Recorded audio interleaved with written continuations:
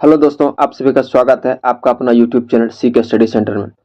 चलिए दोस्तों, हम थोड़ा सा आपको एक नोटिस है, थोड़ा नोटिस आपको हम बता देते हैं। वो नोटिस क्या है, वो नोटिस आपका क्या है, नोटिस क्या है। नोटिस आपके सामने ये है। ये नोटिस है कि एक दिन आर्ट्स चलेगा, एक दिन आर्ट्स चलेगा और दूसरा दिन साइंस चलेगा, दूसरा दिन साइंस चलेगा, एक दिन आर्ट्स दूसरा दिन साइंस चलेगा दोस्तों। और एक दिन आपका इकोनॉमिक्स और करंट अफेयर्स चलेगा। इस तरह का अल्टरनेट चलेगा। चलिए दोस्तों, हम बिना देर किए हुए इस सेशन की ओर चलते हैं और इस सेशन का आपका पहला सवाल हो जाएगा। महादेव पहाड़ियां किस राज्य में स्थित है? दोस्तों, आपका सही जवाब जो होगा ऑप्शन नंबर बी हो जाएगा। Option number B, Madhya Pradesh या मध्य भारत आपका सही जवाब होगा। ऑप्शन नंबर बी आपका राइट आंसर हो जाएगा। बी आपका सही जवाब हो जाएगा। चलिए दोस्तों, अगला सवाल आपके सामने है। मुगल मनसबदारी व्यवस्था के बारे में निम्नलिखित सही कथनों पर विचार कीजिए। ऑप्शन नंबर ए है आपका, जात एवं सवार पद प्रदान किए जाते थे। ऑप्शन बी है, मनसबदारी अनुवांशिक अधिकारी होते थे। दीवान कार्यालय द्वारा इसको वेतन दिया जाता था। इनमें से कोई नहीं। आपका सही जवाब जो होगा, आपका सही जवाब होगा ऑप्शन नंबर ए आपका राइट आंसर होगा। जात एवं सवार पद प्रदान किए जाते थे। जात एवं सवार पद इसे प्रदान किए जाते थे। ये मुगल मनसबदारी की व्यवस्था के बारे में सही है। अगला सवाल आपके सामने ये है, निम्नलिखित में से कौन सा राज्यपाल की शक्तियों से संबंधित नहीं है? दोस्तों, ऑप्शन नंबर ए को जो हम बात करें, राजनयिक और सैनिक शक्तियां थी, ये दोस्तों राष्ट्रपति के पास होता है। ये राष्ट्रपति के पास होता है और आपका सही जवाब ये ही होगा। ऑप्शन नंबर ए आपका सही जवाब होगा। ऑप्शन नंबर ए आपका सही जवाब होगा। अगला सवाल आपके सामने देखिए, ऑप्शन हम देख लेते हैं बी नंबर। महाधिवक्ता की नियुक्ति की शक्ति राज्यपाल को भी है।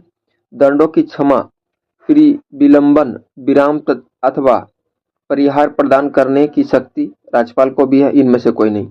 अगला सवाल आपके पास है, कृषि में दोस्तों यहाँ पे टाइप मिस्टेक हो गया, फर्टिलाइजेशन होगा। यहाँ पे क्या होगा? फर्टिलाइजेशन होगा। फर्टिलाइज होगा। फर्टिलाइज से क्या लाभ होता है? पौधों के लिए पोषक बढ़ी हुई मात्राओं को सुलभ किया जा सकता है। सिंचाई जल की चरित्र का नियंत्रण करता है। रासायनिक पोजीशन होगा। पोजीशन में निक्षालय की कमी संभव है। इनमें से कोई नहीं। तो आपका सही जवाब जो होगा ऑप्शन नंबर डी, इनमें से सभी आपका सही जवाब होगा। कृषि के लिए फर्टिलाइजेशन या फर्टिलाइज, ये तीनों उपरोक्त तीनों जरूरत होता है। आपका सही जवाब हो जाएगा ए, बी और सी। ए, बी और सी यानी आपका राइट आंसर हो जाएगा। आपका राइट आंसर होगा ए, बी और सी। चलिए अगला सवाल की ओर हम चलते हैं और आपका अगला सवाल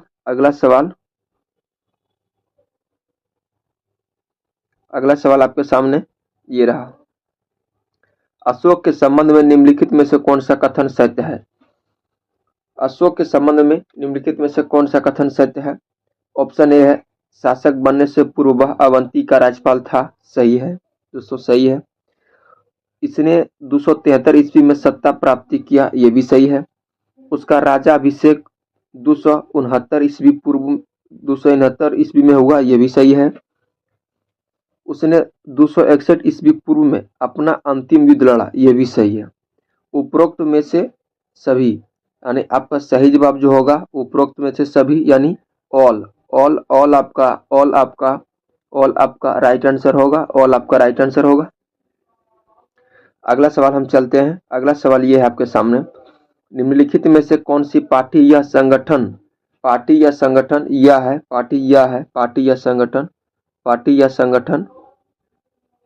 डॉक्टर भीमराव अंबेडकर द्वारा स्थापित नहीं किया गया है? दोस्तों, ये ऑप्शन नंबर डी है। ऑप्शन नंबर डी आपका सही जवाब होगा। दलित समाज शोषण मुक्ति मोर्चा, ये डॉक्टर भीमराव अंबेडकर के द्वारा यह नहीं, ये पार्टी या ऑर्गेनाइजेशन या संगठन जो भी कह सकते हैं, इनके द्वारा नहीं यह किया गया था। अगला सवाल है, डब्ल्यूटीओ का पूर्ववर्ती संस्था के रूप में किसे जाना जाता है? डब्ल्यूटीओ को पूर्ववर्ती के रूप में किसे संस्था के रूप में जाना जाता है? ये ऑप्शन नंबर ए हो जाएगा। ऑप्शन नंबर ए, टैरिफ और व्यापार का सामान्य समझौता आपका सही जवाब होगा। ऑप्शन नंबर ए हो जाएगा दोस्तों। ऑप्शन नंबर ए आपका सही जवाब होगा। ऑप्शन नंबर ए आपका सही होगा। अगला सवाल है, निम्नलिखित में से कलिंगबंगा किस राज्य से संबंधित है? कलिंगबंगा किस राज्य से संबंधित है? तो ये आपका राजस्थान आपका सही जवाब होगा। राजस्थान आपका सही जवाब होगा।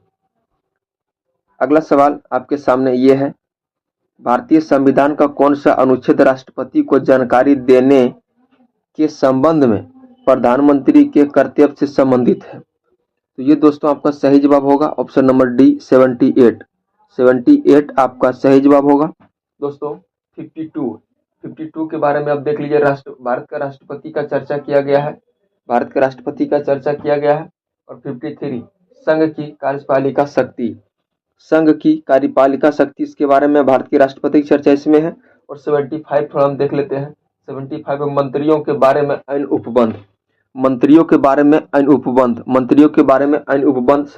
में है। और 78 में राष्ट्रपति के जानकारी देने के आदि संबंध प्रधानमंत्री के कर्तव्य में है।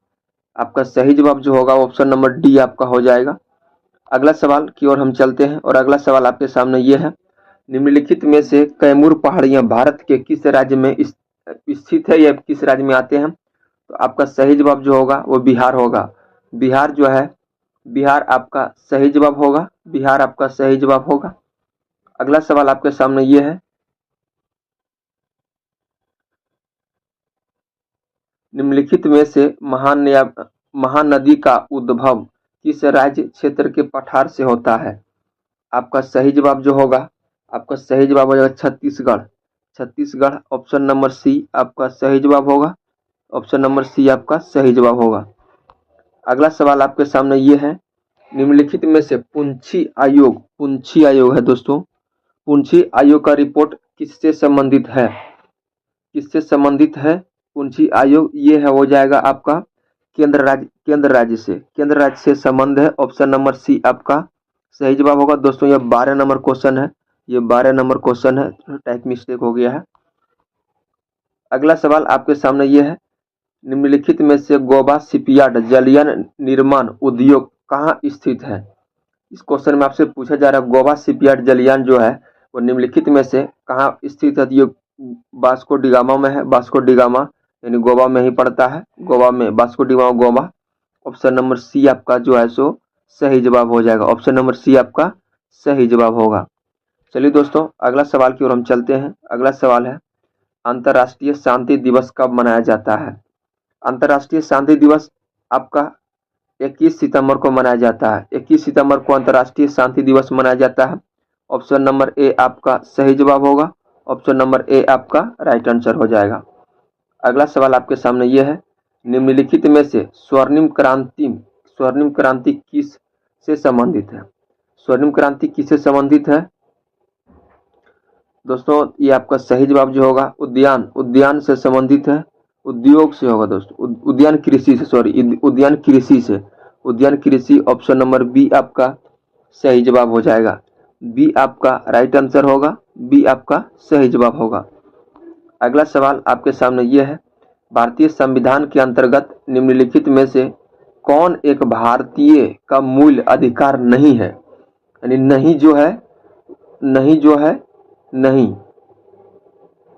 यानी इसमें से गलत कौन है? नहीं है यानी यह होना चाहिए निम्नलिखित में से, यानी एक भारतीय मूल अधिकार नहीं है। अच्छा हाँ नहीं है। हाँ ठीक है क्वेश्चन ठीक है दोस्तों, नहीं आपसे नहीं पूछ रहा है दोस्तों। ये क्वेश्चन में जो दिया गया है ये है, इसमें नहीं चुनना यानी गलत चुनना है आपको। मूल अधिकार यानी गलत चुनना है आपको। नहीं है यानी गलत।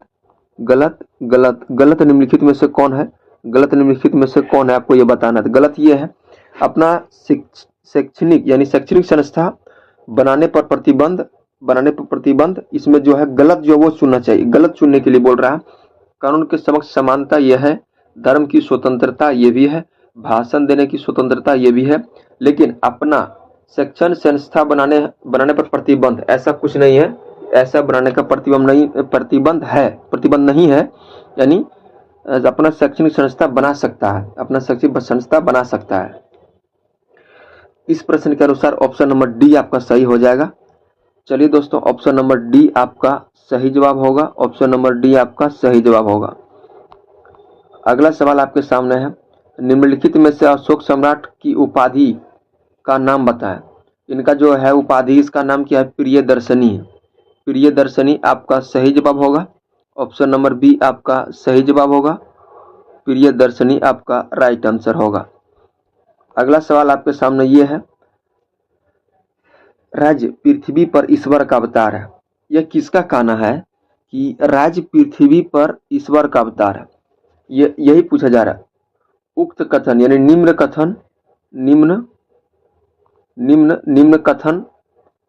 कथन किस विचारक का, यानी किसका स्टेटमेंट यह है कि पृथ्वी राज्य का ईश्वर है, यानी राज्य पृथ्वी का ईश्वर है, राज्य पृथ्वी का ईश्वर है।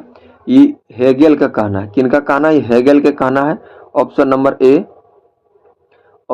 ए आपका सही जवाब हो जाएगा। ऑप्शन नंबर ए आपका राइट आंसर होगा।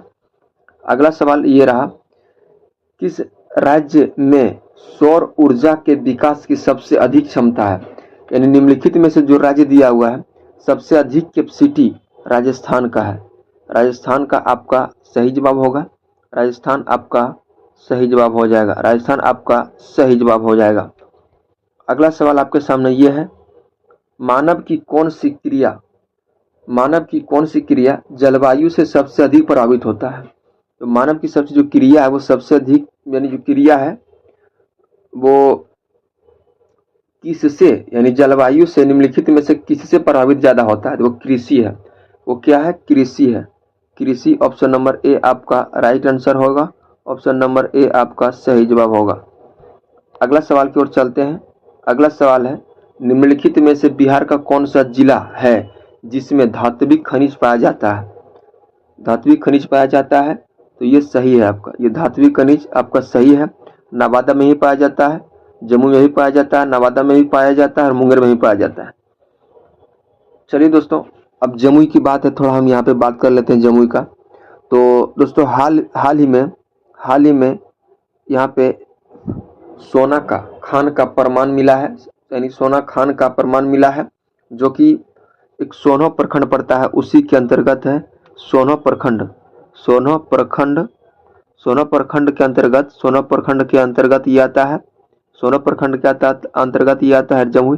दोस्तों जमुई की बात है तो एक आप याद रख लीजिए, यहीं एक रामसर साइट है झाझा में। नागी और नकटी पंछी अभ्यारण्य जो है यही है, जमुई में ही है। चलिए दोस्तों, हम अगला प्रश्न पर चलते हैं। अगला प्रश्न है, निम्नलिखित में से किसने बहुविवाह नामक पुस्तक लिखा है? बहुविवाह नामक पुस्तक किसने लिखा है? ये लिखा है आपका ईश्वर चंद्र विद्यासागर ने ही बहुविवाह पुस्तक लिखी है। चलिए दोस्तों, अगला सवाल की ओर चलते हैं और अगला सवाल आपके सामने ये है, निम्नलिखित में से वह देश का नाम बताएं जहां मोका कॉफी उगाई जाती है। तो आपका सही जवाब जो होगा यमन होगा। ऑप्शन नंबर बी आपका यमन हो जाएगा। अगला सवाल है, निम्नलिखित में से कौन सा जिला धारवाड़ भू स्तरीय रचना वाला जिला नहीं है? दोस्तों क्वेश्चन ये थोड़ा सा चेंजिंग है, लेकिन इससे पहले हमने एक दो क्वेश्चन पहले आपको बताया होगा एक दिन पहले कि धारवाड़ भूस्तरीय कौन नहीं है? तो दोस्तों ये नहीं है, रोहतास नहीं है। ऑप्शन नंबर ए आपका सही जवाब होगा।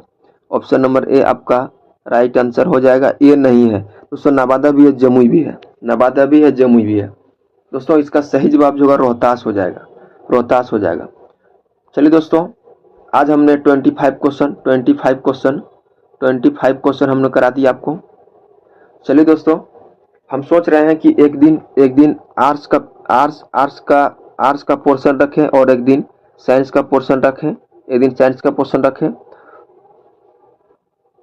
एक दिन आर्ट्स एक दिन साइंस अल्टरनेट करके, और बीच में इकोनॉमिक्स और करंट अफेयर भी एक दिन हम दें, बीच में इकोनॉमिक्स और करंट अफेयर से एक दिन हम दें। दोस्तों ये सेशन अगले 1-2 दिन में आपको देखने को मिल जाएगा। पहले आर्ट्स फिर साइंस और बीच में एक दिन आपको इकोनॉमिक्स और करंट अफेयर साथ ही साथ देखने को मिलेगा। चलिए दोस्तों, हम मिलते हैं फिर नेक्स्ट वीडियो में। तब तक के लिए बाय, ऑल दी बेस्ट, आपका दिन शुभ हो।